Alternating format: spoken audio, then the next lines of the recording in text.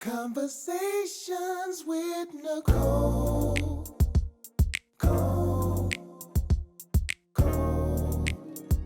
Conversations with Nicole. Let's talk about it. Tell me all about it. I'm here. I wanna know what's on your mind. Ooh, the world needs to hear from you, and I'm so glad to have a conversation to reach the nation. And it's all about you. We'll help each other to discover innovative ways to positively change the world. Let's talk about, let's talk about, yeah. Let's talk about conversations with Nicole.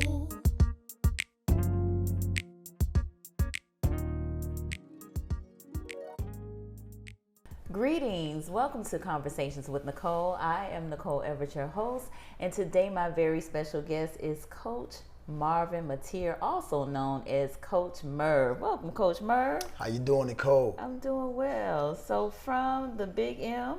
Yeah, man, the huge city of Madison. And what's your background? Well, first and foremost, and I make sure I put a stamp on this, I am a husband. Yes.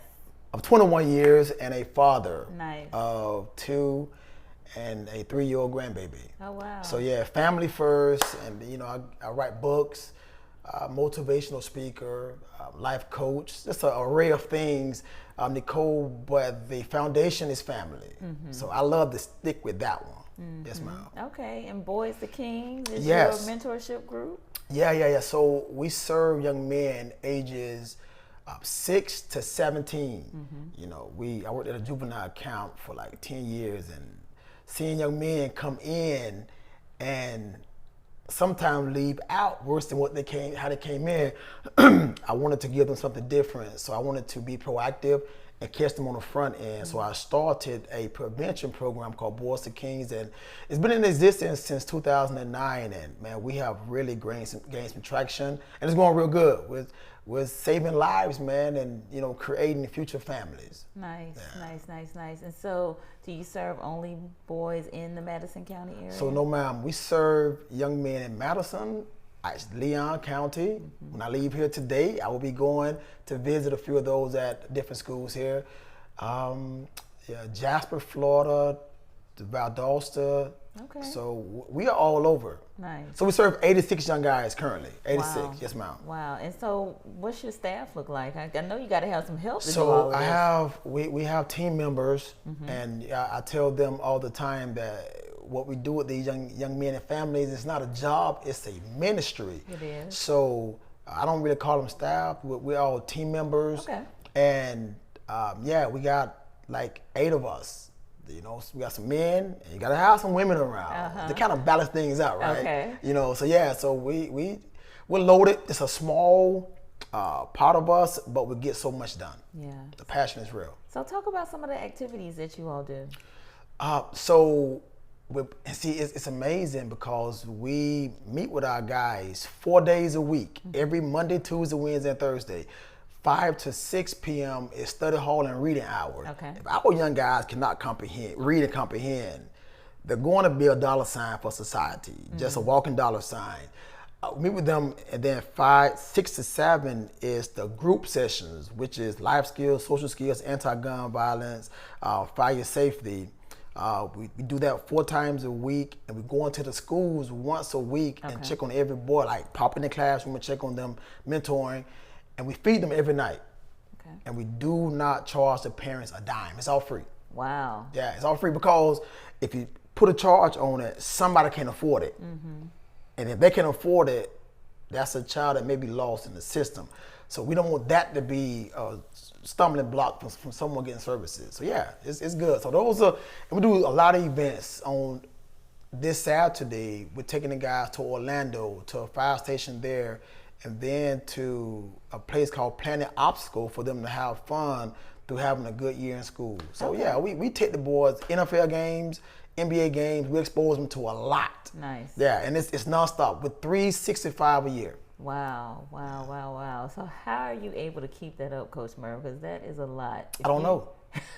So I mean, I'm being honest, because I didn't choose this. Like I'm not supposed to be seeing you talking to you right now because the decisions I made, I just didn't get caught, you know. And you ever had somebody say, "Well, God, if you get me out of this, I promise you I won't."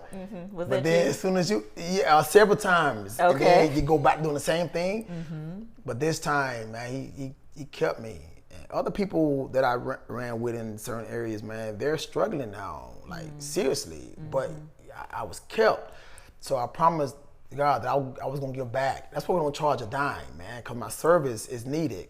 When I pass away, I wanna know, man, that I kept my word to God. It ain't about the people, it's about my promise to Him. That I'm gonna do what I say I'm gonna do because He kept me. I got a family, man. Indeed. You know how many men don't have families now because they got caught up out there in the world? I got a family, so I'm grateful. Nice. A wife, children that respect me. You know, Right. come on, man. I even got a dog named Rico, a little Yorkie. A All toy right? dog. Yeah, man. So he's an addition. So Okay. Nicole, so to answer your question, I don't sometimes know how I do it, but I know how I do it. But I can't. It don't really make sense to me sometimes. I got you. Yeah. I got you. So why boys only and not girls? Because girls are tougher. I'm being honest. Wait a listen, minute now, I'm Coach. sorry. Listen, I'm not being biased. Well, I am a little bit. So there's a lot more. I feel like if we can get our young men to view life differently, that in itself will compliment the women. Okay. You know, a lot of times the females roll a certain way because how we view them and life. So one of our Boys and Kings principles is respecting our queens. We teach our boys to respect all women, even the contentious ones. That's another episode right there. But we teach them to love women. You see what I'm saying, Brother Bugger? Yeah. So they have to learn, Nicole, how to value all women and to not, you know, I'm teaching classes in Taylor County now. One of the young guys wrote down a comment after my class and he said, I now learned that women are not toys because a lot of, and I'm not using a lot of men, the word a lot loosely. I'm pretty certain a lot of us men were taught that females, you know, you smash and dash, things of that nature. Right. And then when you run across a female that don't have respect for herself, it just perpetuate that saying. Right. That mindset. Yeah. However, some females are just broken, and they didn't have that love from a father. So if our young guys don't respect all females, they will continue to add to the brokenness. So we're just changing the game, and it's working. Okay. Now you mentioned the love from a father, and I imagine that maybe some of the young men that you serve do have some fatherlessness issues. Well, currently we have 86 young guys, and if my memory serves me correctly, out of 86 young guys, maybe 10 of them have their father in their life. Wow. Yeah. Wow. Because it's a crisis, and you know we don't bash fathers because we don't know the situations. Right. Like I have learned to not. And again, when God kept you can be like, hey, I can't judge that brother because I didn't get caught up in some stuff. Right. You know, so I just pray that brother get it right because our children need us. So they don't have the effective father that they need, because I think a lot of young boys, a lot of men are still waiting for their father to step up. And it's easy to be a father when you've been fathered. Yeah. I was fathered, and my dad gave me, but my dad never had a man, he never heard a man say, good job, son. I love you, son. He never had that. Yeah. So he didn't want us to go through that. So he studying, you know, with my mom, and they struggled like crazy. But they stuck in there with it. Right. You know, and I appreciate them for doing that. So yeah, it's a crisis, but I feel like as men, we must, and I know that's tough, but we must start in our home and then spread abroad. Absolutely. The school system should have to beg men to come to the school and be a mentor. Man, come on, man. Get 15, 20 minutes, man, of your time. Yeah. So some young boy will be happy to see you roll up out there. Absolutely. Now, how involved are the parents of the young men that you So it's mandatory. When God gave me the vision, I gave my wife that it was like a 2:30 a.m. tap. Hey, babe, I got a vision. And then she woke up and she listened to me, and I shared about the vision of the name, Boyz Kings, and everything that was required. And one of the things was parent involvement is mandatory. Do not give no parent a pass. Okay. Because if they can go to football games and go out on the weekend, they can support their children too. I'm a parent, I know that. So Boyz Kings, our parent involvement rate is like over 80%. And we have one parent workshop per month. And the parents have to attend.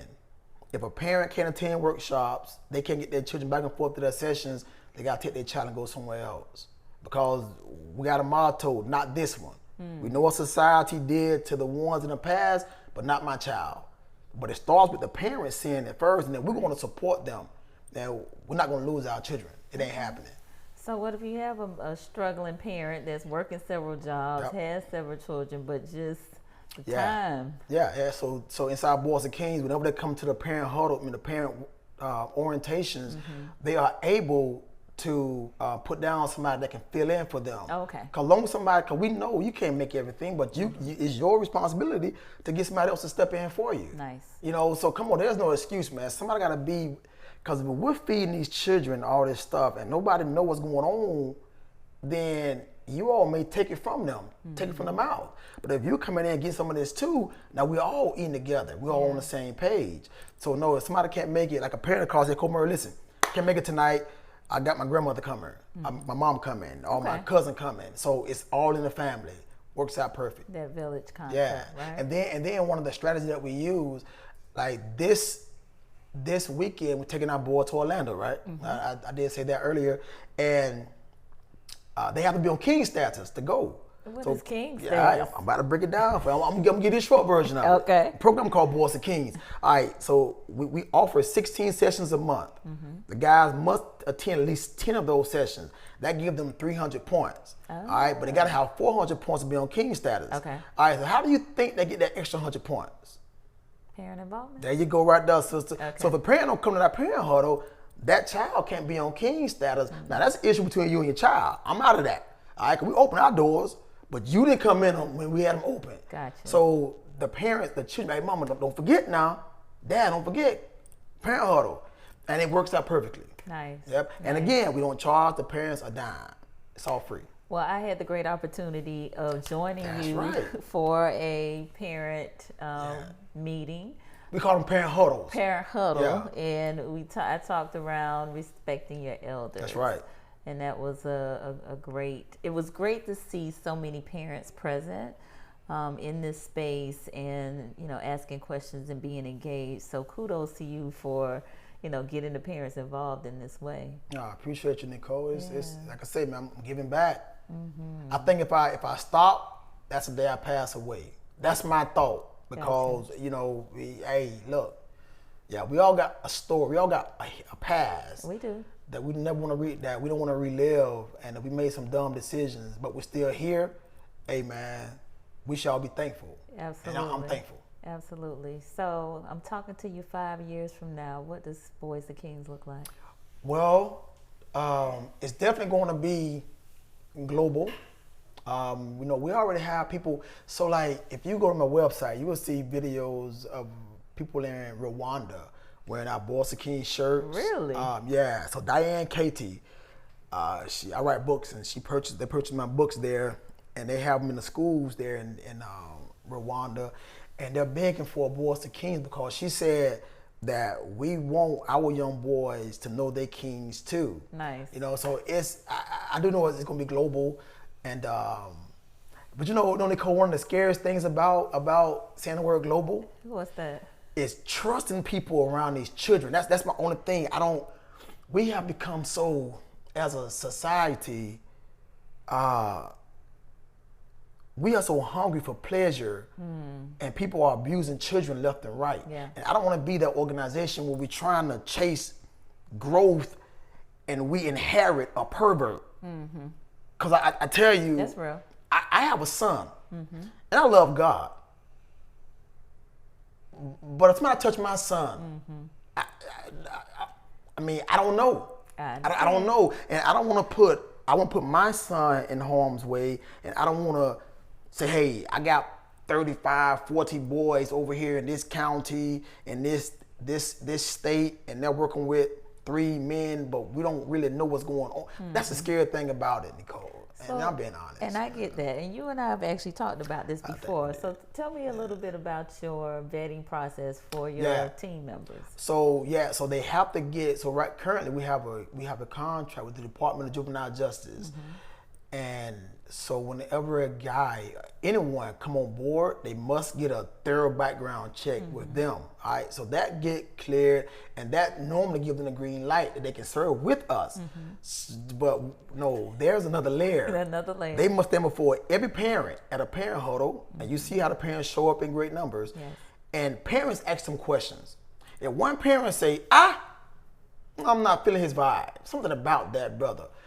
Now, I know women have intuition, and you all swear it's never off. I tell my wife sometimes, baby, sometimes your intuition is off a little bit now.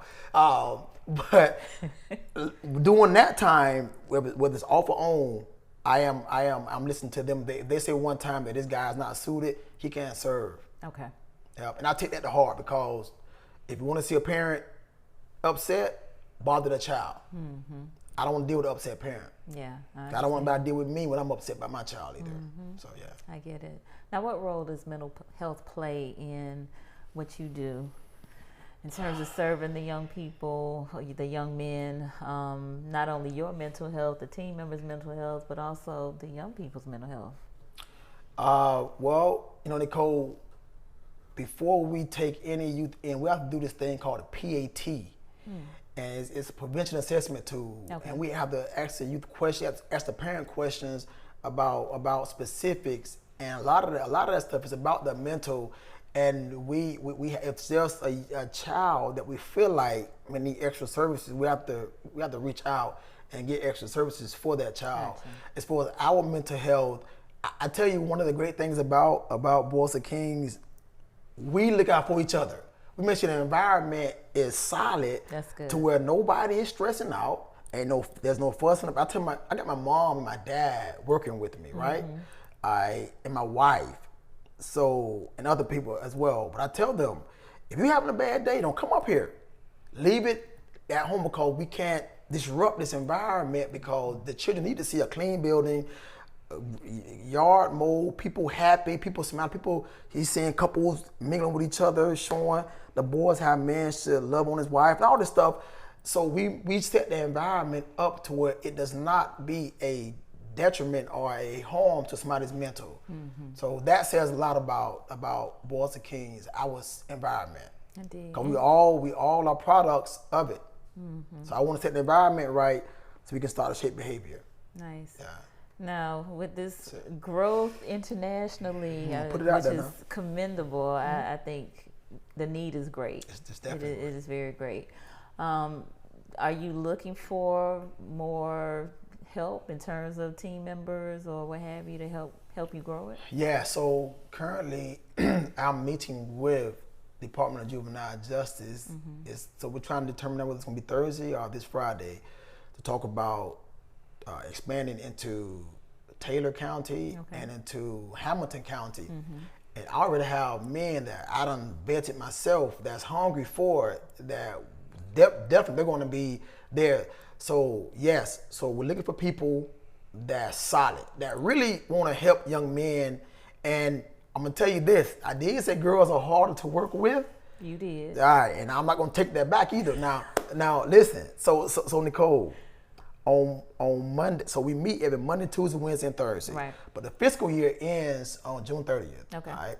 So July 1st, we're going to open up our Mondays, and we're going to meet with the boys on Tuesday, Wednesdays, and Thursdays. Utilize those Mondays to start reaching out to young girls. Nice. Yeah, because teaching these classes in Taylor County, I'm getting these children responses. These young ladies, man, they need They help. hungry. And they want it. There's a young girl that said, she put it she spoke it in front of the whole class. She said, I now know how to talk to and communicate with boys because prior to this class, I didn't know how to. See there. So I'm like, wow. So that young lady, if she can get that down to a science, she run across a king, they can grow together. Yes. But one of the worst things for a man that's locked in mentally and solid is a contentious woman. Man, he'll be in prison. And look, We don't need that. we don't want that. So that's why I do think it's imperative that we start working with those young girls. Love So. it. But Okay. we gotta have the right people to do that too, because Absolutely. Okay. it's not easy. Cool. Tell me 3 characteristics that got you where you are today. 3, I'm going to say faith. Man, I'm going to use hunger. Hunger, That's okay. I'm going to throw hunger in there, Uh-huh. and consistency. Okay. Faith, hunger, consistency. Believe, eat, repeat it. Believe, eat, repeat it. That's it. Okay. That sounds like a shirt or something. I don't know. We gotta. There you go. You I ain't going gotta- to charge much for that. Okay. We're going to do it. All right. Love it. All right. What's the best part of what you do? So, seeing the light bulb go off, right? So, like, when the parents, the children, they don't understand something, and they finally get it. I'm like, man, that's awesome, because man, we perish by having lack of knowledge, man. A lot of stuff that we go through, we just don't understand. We just don't know. I mean, the answer is right there, but we don't know how to go right there. The answer can be in that jar, but we don't know how to grab that jar and pour it out. But when somebody that we're working with, the light bulb go off, Nicole, I'm like, wow. Because if you can think for yourself, you can make it, man. But if you're a slave to society and to the ideologies of what's considered norms in society or family traditions, that may hold you back. But that out of the box moment, when they get out of the box mentally, now they feel going back in the box, because they know that ain't for me. I'm thinking for myself. Okay. You know, so. All right. What's the best advice that you've either given or received? My dad, it wasn't advice, it was an order. I remember I wanted to leave my girlfriend in high school. She was pregnant. When she got pregnant, man, you know, I was a high school dad, man. And man, she was in high school too. And I'm like, man, she started gaining weight, Nicole, and her ankles started swelling up, hanging over the shoes and stuff. Man, neck turning black. She wasn't sexy no more to me. So I wanted to leave her, and I remember that day I got off the bus to go home, and some guys under the tree, I was talking to them about me leaving her because of her circumstances. And they said, man, leave, we just pay child support.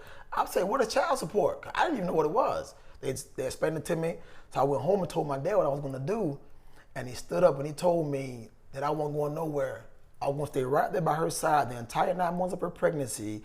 And if I leave her, I gotta see him in the physical way. I mean, I could have took him now if I wanted, you know, like, that's a joke. I'm just bothering you, Pops. All right, so the thing about it, he made me do something. And listen, this is the thing now. I tell parents, stop giving your children options. Make them do something. Because he made me stand up. I'm married to her to this day. Because I learned to appreciate its consistency. If you're consistent at something, you're going to fall in love with it. And I fell in love with being responsible. I mean, my daughter, she made me grow up as a man.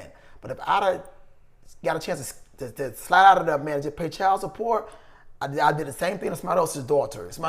I will have children everywhere. So the best advice to me was a demand. Yes. That you're not going anywhere. I feed you. I got you to give you how to stay, and you're going to listen to me. You're not getting an option. And because he did that, all my books are dedicated to that brother, because he stood, man. He never had his dad.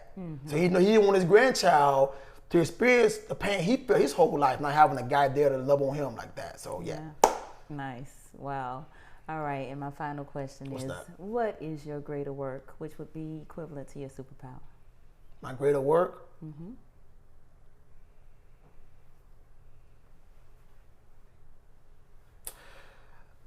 Giving. I love to give.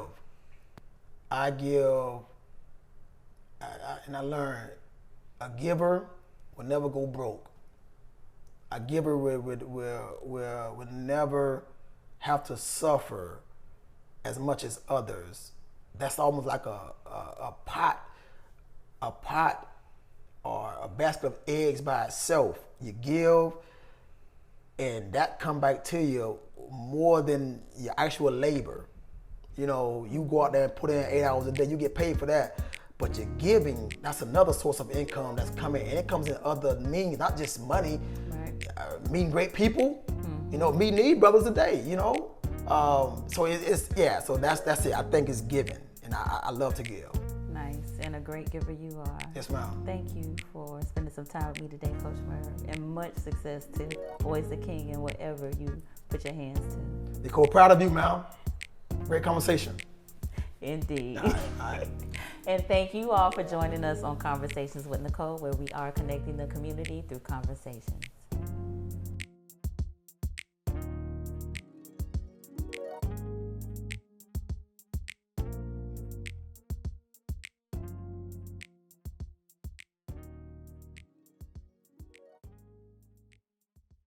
Manly Manor, an executive suite nestled in Tallahassee's J. Gaither Park, offers a 4-bedroom house with a chef's kitchen and luxurious amenities. It's close to FAMU, FSU, the airport, and the historic J. Gaither Golf Course. Your home, away from home. Book today at manlymanor.com.